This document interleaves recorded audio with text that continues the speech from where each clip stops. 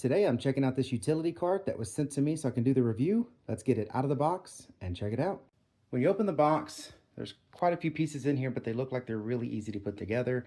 You've got this part of the cart, which looks like to be the bottom. You've got 4 uprights, like, you know, the ones that connect the bottom to the top. You got the push handle, and then you got the top one here. This is a flat surface on the top that has like a little groove around it. That groove around it should help you, keep liquids if anything spills or anything on the cart itself instead of it dripping everywhere. But a nice platform to work on.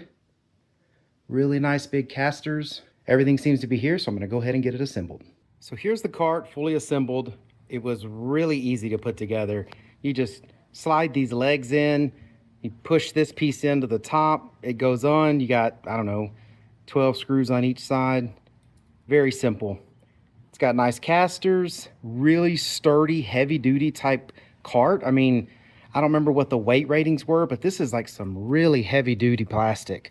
I mean, it is very sturdy. Very cool little compartments here. Got your cup holder in the middle, little places to put stuff when you're pulling things around.